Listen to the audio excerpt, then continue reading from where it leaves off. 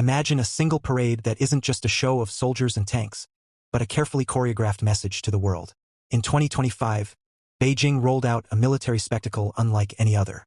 Thousands of troops, cutting-edge missiles, and dozens of world leaders standing shoulder to shoulder with China's President Xi Jinping.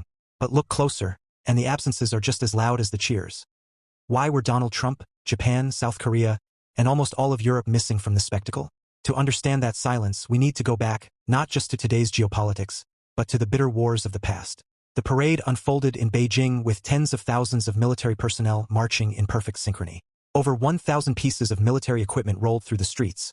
Hypersonic missiles, stealth drones, intercontinental ballistic systems. The arsenal meant to broadcast China's power to the world. And the guest list was just as strategic. Leaders from Russia, North Korea, Belarus, Venezuela, Cuba, and several Central Asian states stood alongside Xi Jinping. Vladimir Putin was the most prominent foreign guest, his presence underscoring the tightening bond between Moscow and Beijing. In total, around 20 heads of state attended, almost all from countries aligned with or dependent on China. North Korea's Kim Jong-un shocked the world with a rare visit to Beijing. Known for rarely leaving his country, his last trip abroad was to Russia in 2023, after 4 years of not leaving North Korea.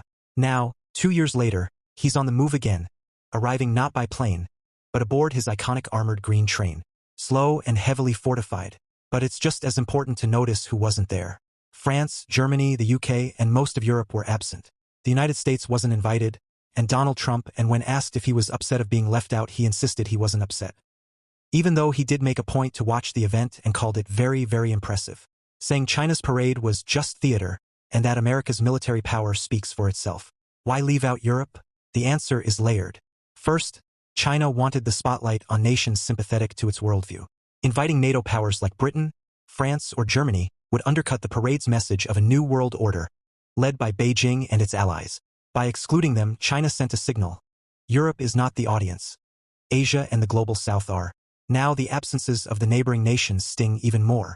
Japan, South Korea, and Taiwan, all geographically tied to China, were completely uninvited. Let's untangle the reasons one by one.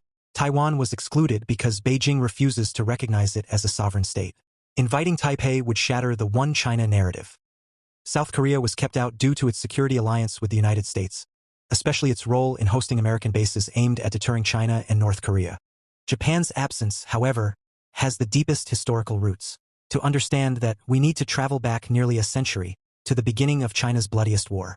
In 1937, a small conflict at the Marco Polo Bridge near Beijing exploded into full-scale war between China and Imperial Japan.